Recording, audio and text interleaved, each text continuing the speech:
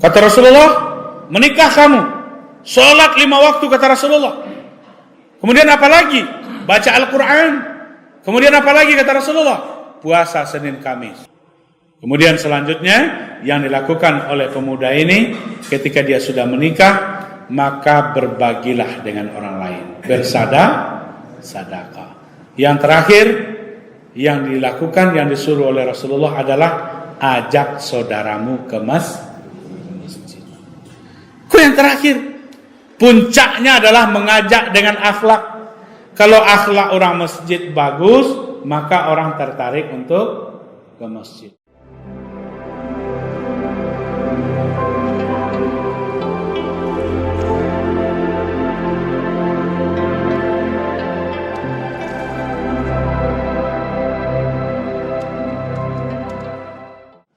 Masjid Jagokarian, Yogyakarta, luar biasa.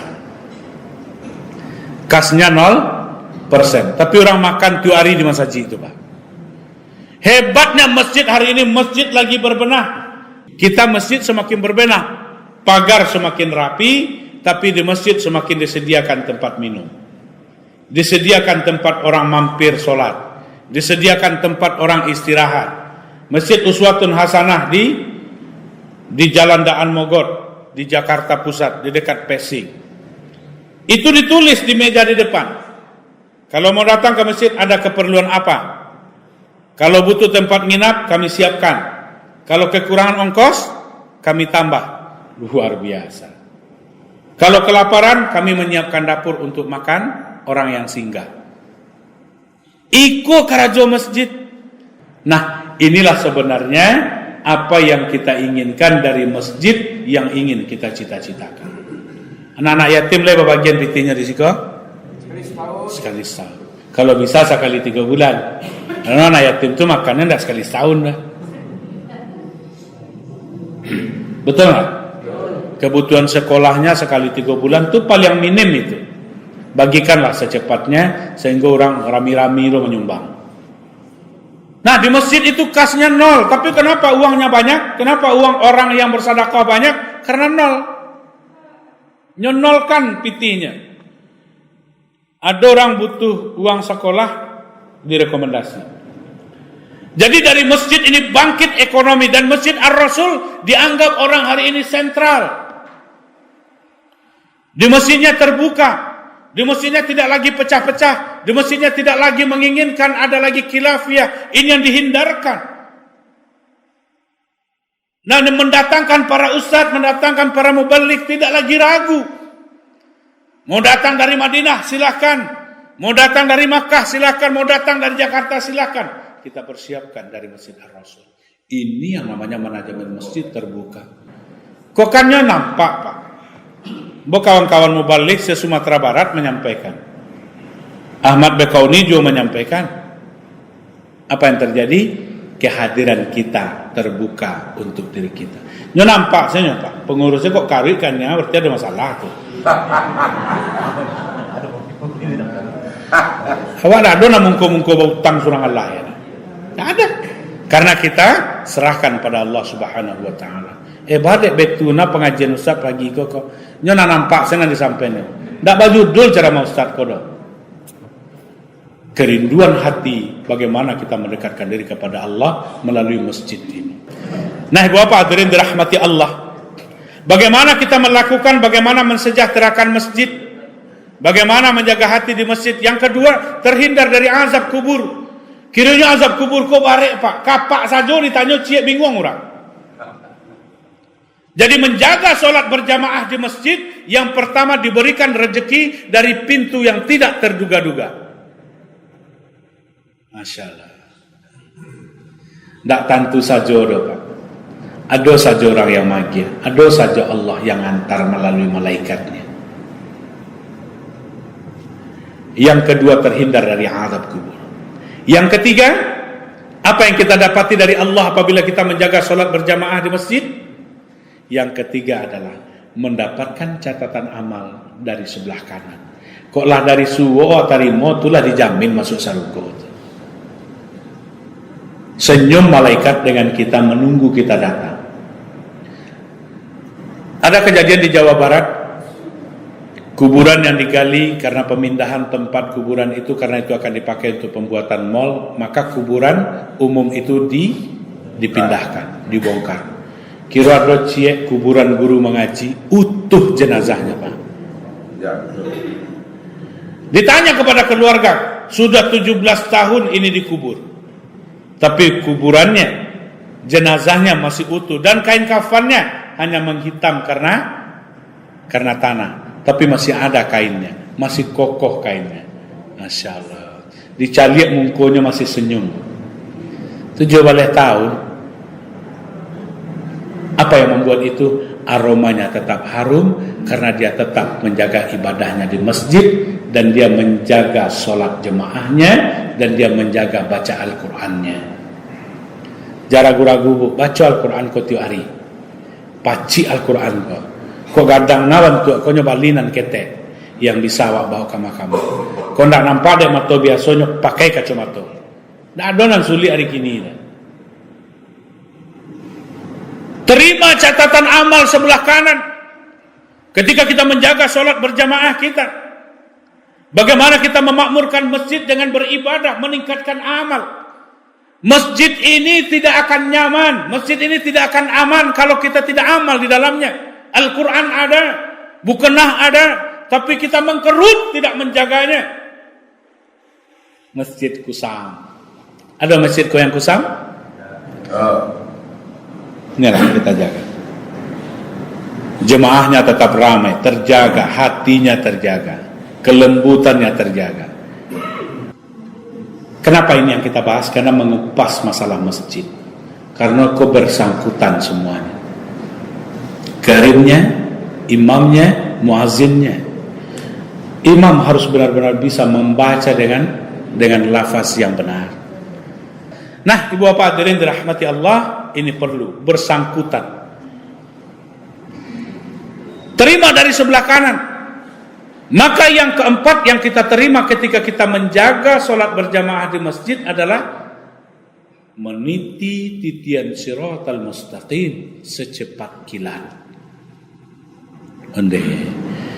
Ngikut perjalanan awaknya kau bu. Kalau masalah makan dapat pagi habis sore habis. Betul tak? Tapi yang perjalanan awak bagaimana husnul khotimah di penghujung hayat. Betul? Kau nan cito-cito awak.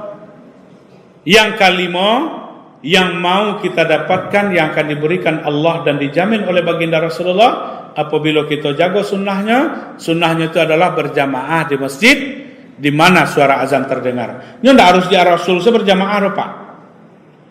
Paika solo awak tu azan orang di Lubuk Lasih berhenti Pak. Tidak bapak cu je dah. Istirahat solat berjamaah. Payah kasih junjung berhenti lo di mana orang terang azan berhenti. Kenapa? Karena di mana suara azan terdengar di situ kita jaga solat kita. Hadirin dirahmati Allah, maka masuk surga tanpa dihisap. Ini jaminan Allah terhadap orang yang melakukan solat berjamaah, solatul jamaah.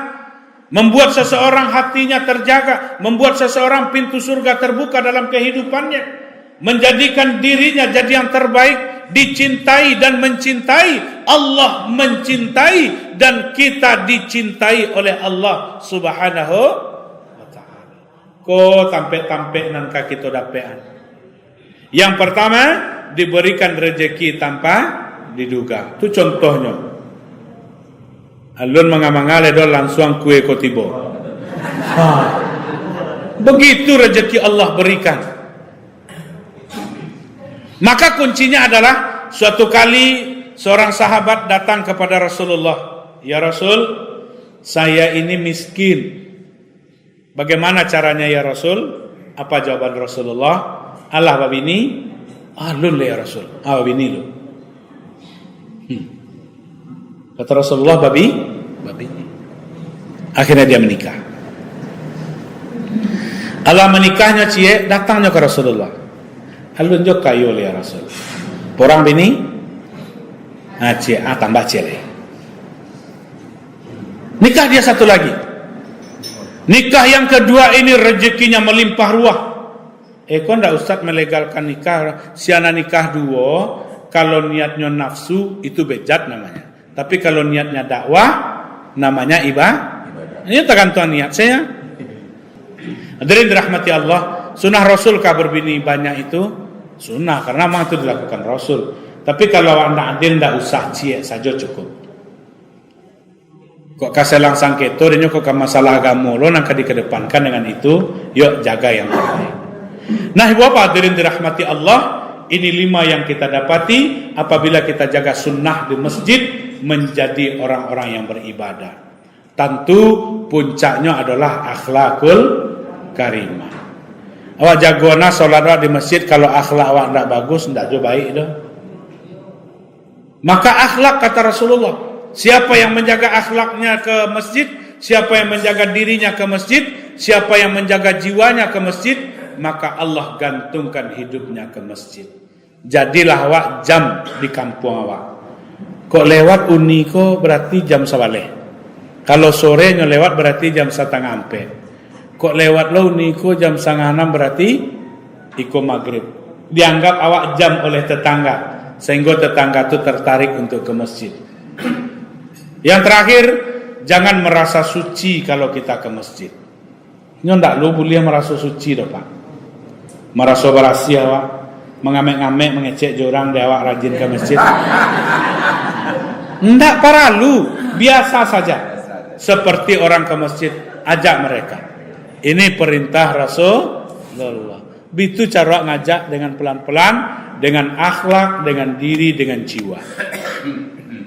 Wal takum minkum ummatun yad'una ilal khair wa ya'muruna bil ma'ruf wa yanhauna 'anil munkar. Bersedekahlah kata Rasulullah. Bersedekahlah. Bagi-bagilah pitih itu kata Rasulullah. Jangan dibawa mati. Boleh dibawa mati dengan cara menitipkannya kepada anak-anak yatim, memberikannya kepada fakir miskin. Inilah Bapak Ibu semua. Jadi komponen yang mesti kita lakukan, komponen yang mesti kita bawa, komponen yang mesti kita lakukan adalah bagaimana kita berbagi dengan yang lain. Kata Rasulullah, menikah kamu, sholat 5 waktu kata Rasulullah. Kemudian apa lagi? Baca Al-Quran. Kemudian apa lagi kata Rasulullah? Puasa Senin Kamis. Kemudian selanjutnya yang dilakukan oleh pemuda ini ketika dia sudah menikah, maka berbagilah dengan orang lain, bersedekah. Yang terakhir yang dilakukan, yang disuruh oleh Rasulullah adalah ajak saudaramu ke masjid. Kok yang terakhir? Puncaknya adalah mengajak dengan akhlak. Kalau akhlak orang masjid bagus, maka orang tertarik untuk ke masjid.